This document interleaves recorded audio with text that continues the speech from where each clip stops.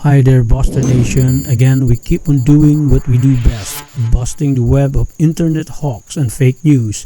And today, we'll divulge the story behind the Cardiff Giant. This hoax has definitely shown how serious people can get in coming up with some made-up stories just to prove their point. But before that, if you are new here and you genuinely believe in standing for something worth fighting, then be a part of the Buster Nation. Just press the subscribe button and hit the notification bell. And without further ado, let's fire up the day with the Cardiff Giant Debunked.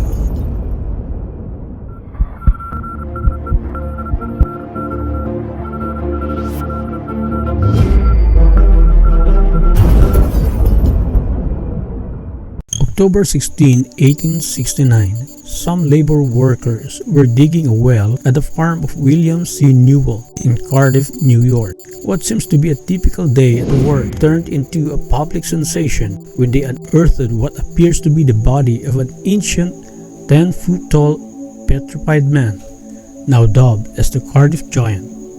The moment the discovery went public, the reactions went viral. Some scientific experts believe that the so-called Cardiff Giant was one of the most significant discoveries in history. When the giant figure was excavated, the public went wild about the figure. Visitors came by wagons. Crowds flocked to see it, so much that Newell charged an admission fee of 25 cents, about $4.08 today. Then, 2 days after that, the farm owner doubled the charge. Anyone at that year will certainly get cringy to see a very sophisticated spectacle like this. But as part of the Buster Nation, will finally break down to the question, is this true? If we are to trace the records, it will show that the creation and discovery of the Cardiff Giant was attributed to one tobacconist in New York named George Hall. And what is the story?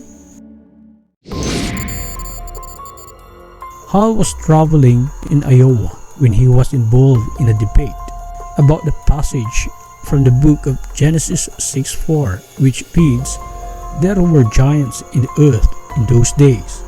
So Hall decided to devise the giant as a way to poke fun at believers like the ministers who, to his mind, interprets the Bible literally.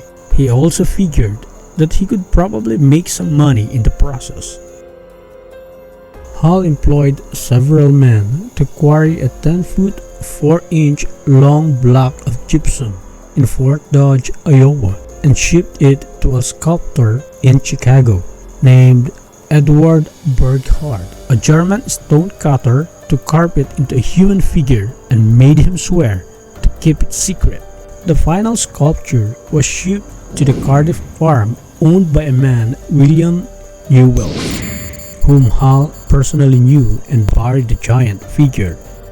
Then the following year, Hall directed Newell to hire workmen to dig a well in a location where giant had been buried. And then, as expected, the giant story emerged in the realm of public interest. Some scientists hypothesized that the giant was a petrified ancient man, but John F. Boynton, the first geologist to examine the giant, declared that it could not be a fossilized man. His theory was that this supposed giant was a statue that was carved by a Jesuit priest sometime in 16th or 17th century in order to impress the local Native Americans. However, one view stood against their theories, and that was the view of esteemed paleontologist Othniel Charles Marsh, who declared that the giant is of a very recent origin and a most decided humbug. In 1870, the hoax was exposed after having debunked by some scientists declaring that the giant was a fake. It became so popular with the people, so much that showman P.T. Barnum offered $150,000 for the giant figure. Surprisingly, the offer was turned down. Barnum then decided to create a replica giant and put it on display in New York, claiming that his was the real giant and that the Cardiff Giant was a fake. Surprisingly, the replica became more popular than the original, which led Hall, the owner of the authentic fake, to sue Barnum.